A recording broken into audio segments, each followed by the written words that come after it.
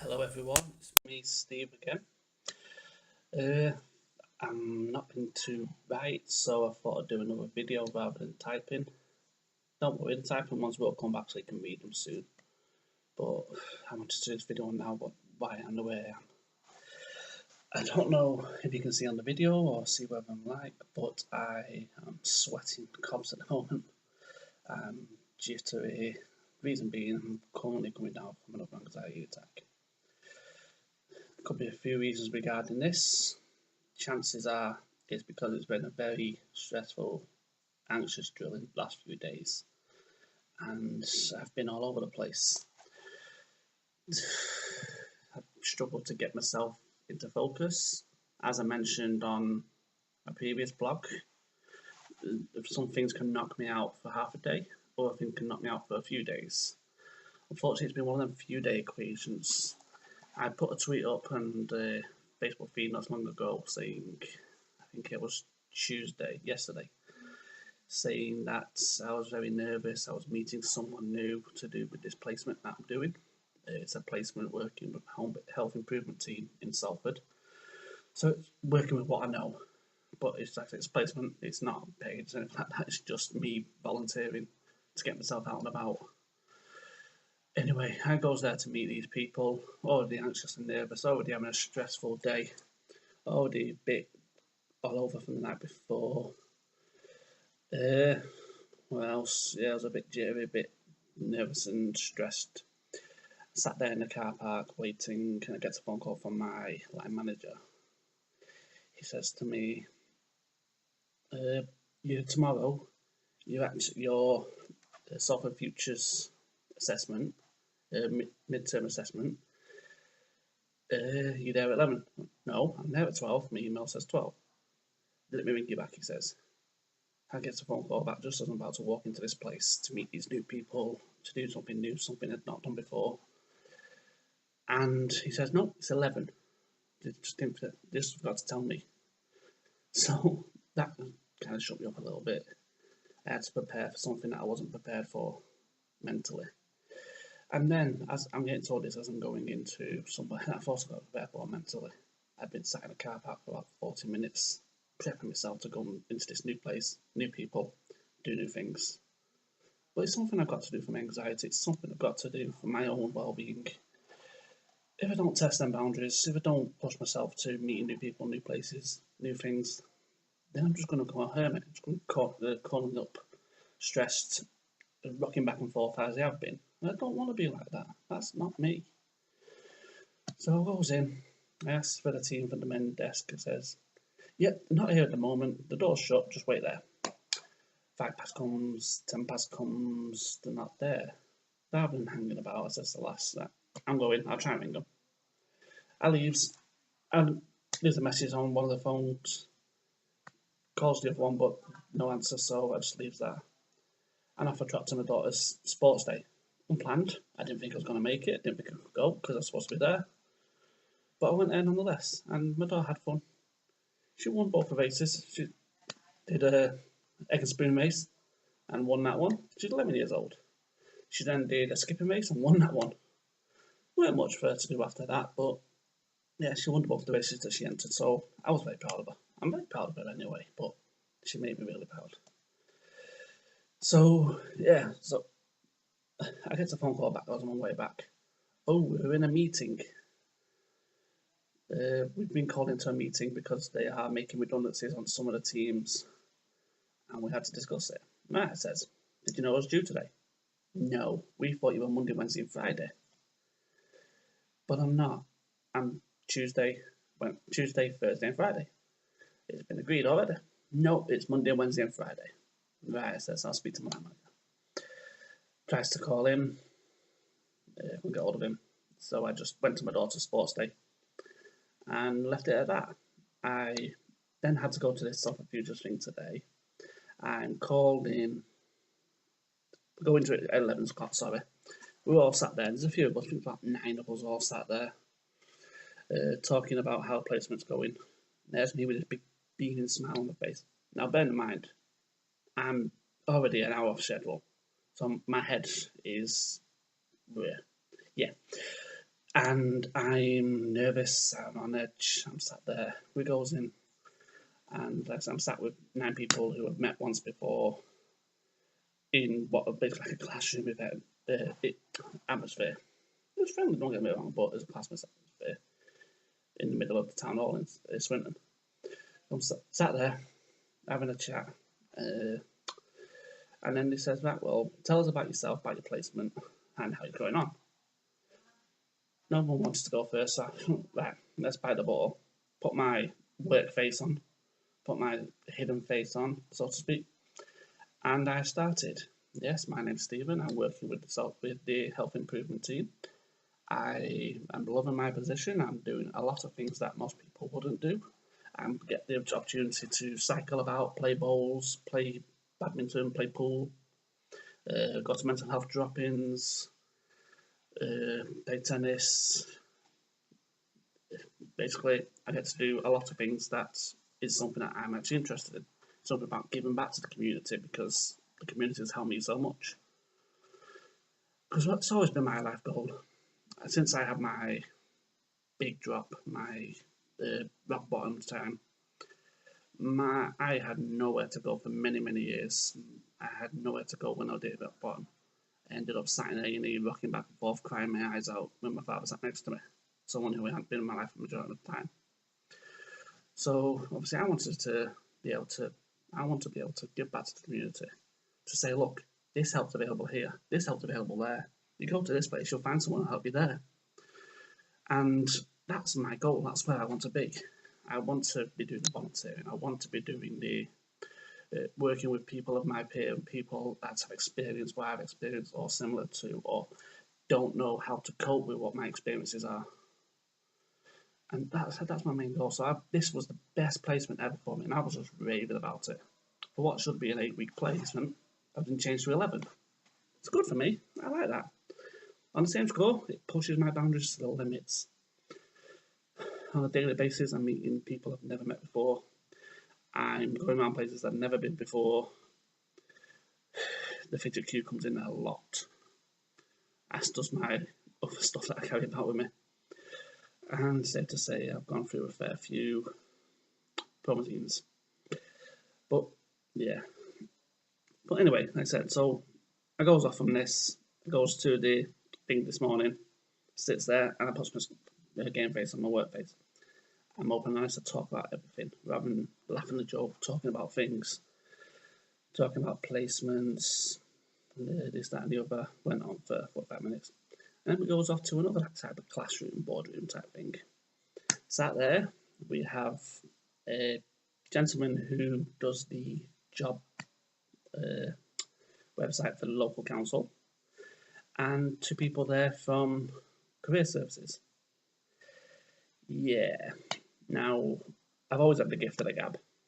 When I want to put my game face on, when I want to talk my gob off, I can do it. I can talk myself through any job interview with ease, I like to think.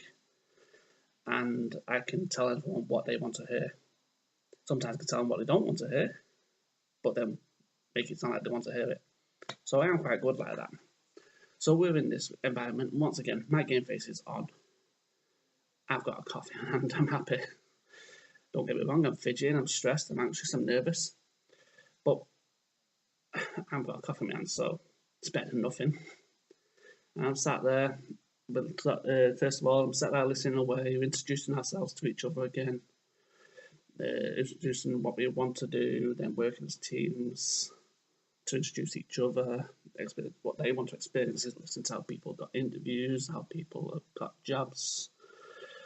And there's me sat there thinking, well, I'm loving the volunteer it because it's a brilliant place I'm working in, and I'm happy just to enjoy what I'm doing. Like I said, it's not work, it's not me getting paid employment somewhere else, not at all. That's not me, I'm not ready for that. I know I'm not ready for that. I could go back to my current job, but I'm not ready for that either. I go in there, I'm going to crumble and die. And that's just me being honest. I mean, I had a breakdown, when was it? A few days ago anyway, and I think I spoke about it already on there. And I said I nearly died that day. because I'm trying to jump over balconies, not realising I'm in one major flashback, one crazy flashback, and I wanted to get away from that flashback. I'm thinking I'm there in that moment, and I'm wanting to get away from it, and I'm trying to jump over balconies to get away from it. I'm thinking I'm locked in, I'm petrified, I'm scared. And that's only a few days ago. So am I ready for work? No, I don't think so. But I will give what I can. I will do what I can. Just to help people. Because helping people makes me feel like I've helped myself at the same time. I know it's not the right way to do it at times, but it helps me a hell of a lot to understand that I'm not the only one. I'm not on my own. There are many people out there who experience what I experience. Many people out there have milder, many people have worse. But it's just understanding that everyone is different. Everyone's problems are different. Everyone's incidents are different. And everyone's choices are different. And if you don't decide what's different and don't understand what's different, then you'll never understand yourself. It's as simple as that. You can sit there, doped up on drugs, dropping alcohol like it's pop, going crazy, living on the streets, running about, harassing people, end up in and out of hospital constantly, or in and out of prison constantly, or in and out of cells. Or you can realise where you need help, go for that help, get that help. If you can't get it, try and make that help for yourself. Because as soon as you indicate what your problem is, you know full well that that's what you need to work on. And a nice little fairy's not going to pop up and say, I'll help you. It doesn't happen. I can guarantee you that. I've been sat there many times thinking, someone come and rescue me from this life. And then you think, wait, they're not here. Now what? Now it's my turn. Now it's up to me to do it all. Now it's up to me to decide what help I need. And for me to push for that help. And that's exactly what I'm doing. Jumping into these placements with 2 feet. Saying, there, I'll do whatever you want. Which is probably not a good idea if it's an office job or if it was a stressful or a hard-faced job. But it's not. It's basically playing games with the community and working with the community and talking with the community. And I can do that for anyone. I'd quite happily sit there and play a game of bowls or go to a drop-in and just sit there and draw and chat. And you've seen my colouring that I've started doing. I can quite happily just sit there, colour away for hours and just chat and have a coffee.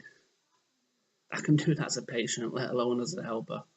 I just get more benefit from meeting better people, meeting more people, and understanding more people as a helper than I do as a customer. So that's why I enjoy it so much. Like Friday, I'm going to work. I shall be cycling.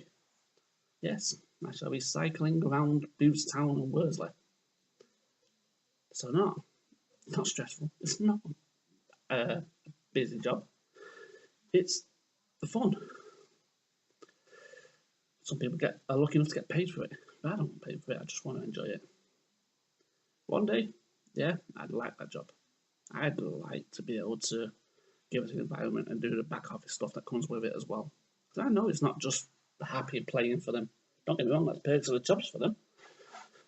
But they're employed by the council. And we all know that the council constantly cuts, constant changes. Everyone's losing money here, there and everywhere. Cuts have to come somewhere. It's usually the smallest ones. So I know they're fighting a big battle to get funding, to get placements, to get everything that they need. And I know that they have to graft their backsides off inside that office. And I don't see that part. Well, I do a little bit when I sit there for 10 minutes and listen to them, or listen to them throughout the sessions. But I don't see that part. I only see the playing part. I only see the fun part. So yeah, one day, when I'm ready, when I'm in a better place, I'd love that position. I certainly would, or something like that. I'd love to work in the community. I'd love to work for a company called Start, a company like Start, or places like that. I'd love to eventually do training, do university course or college course, whatever is required to become counsellor. Because personally, I think I'll be good at it. And many people tell me I would as well. Because I can run my mouth, give them a gob of hard work, and talk to anyone about it. Because that's what I'm doing now. I don't care anymore. I'm not hiding it. I'm not ashamed. Well, I'm not ashamed. I was. Don't get me wrong, still feel it now and again.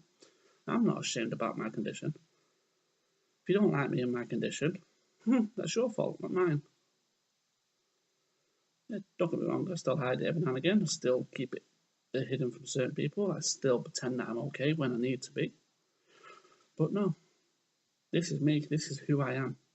This comes as part of a package. If you can't accept the crazy with the good, then I'm sorry, I'm just not the one for you. And it's as simple as that.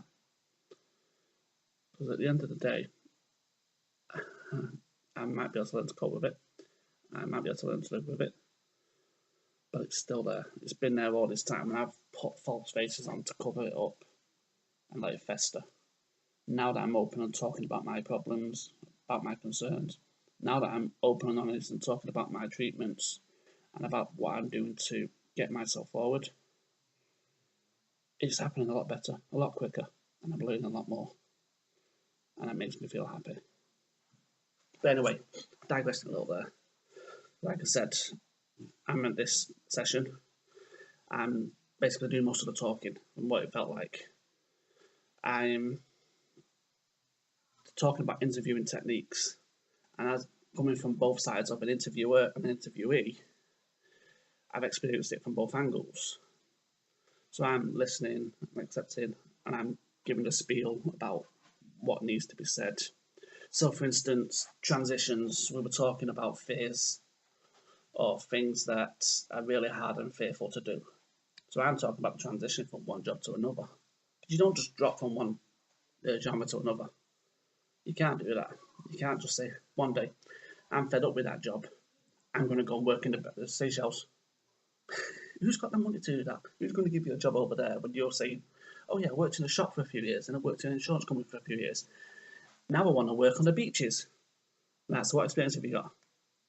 I can sell you insurance for the beach. That don't work. I can promise you that don't work. I've come from retail. It took me 3 years to get the transition to insurance because I was either overqualified, underqualified, not right for the position. The interview techniques were pathetic, and I walked out. I've done forklift truck driving, warehouse work. In the meantime, for the step, I worked for Barclaycard, and that was one of the worst jobs I've ever had. I'd never go there again. Never. I went from there to a mortgage company doing subprime lending, and I worked my way up in the ranks from there, and then from there made redundant. I then went to work in insurance and once again worked my way through the ranks, doing things that are not expected of me, but doing it nonetheless. And yeah, that's what brought me to where I am today. And I quite happily stay there, quite happily do the job, do the position, quite happily go back if I could. But right now, there's no chance of me going anywhere. No, when I'm going out to the shop and getting so anxious that I come back shaking, crying, and not wanting to do anything. Feeling claustrophobic, feeling stuffed in, sweating my head off. I won't swear. And just, like I said, feeling really anxious that I want to do something. I don't know what. That's why I'm doing this. While I'm anxious, so you can see the other side of it. I'm always anxious when I get on a video. I hate my ugly mush. But some people love it, so I suppose that's good. I suppose the dimples. But anyway, digressing again. So yeah, I'm sat here, I'm answering the questions, answering the issues that come across. They're playing a game of Who Wants to Be a Millionaire that went terribly wrong through technical problems. And they're just chiming away like you do, saying I do this, I do that, I do this. And I'm thinking, hold on a minute, I'm doing most of the talking here. Oh well. And then we get to the end of the session and we're all packing up, signing these forms and everything else that we got signed. Confidentiality forms 4 weeks late, but anyway. One of the gentlemen from the search comes over to me. I can get you a job tomorrow, but what do you want? Now that opened my ears. He said, you know what you're saying, you know what you're doing. Would you believe you used to interview people? I went, yes, I would. Okay. So he's telling me he wants to look at stuff like that and tell me what charity to get into and how to do it.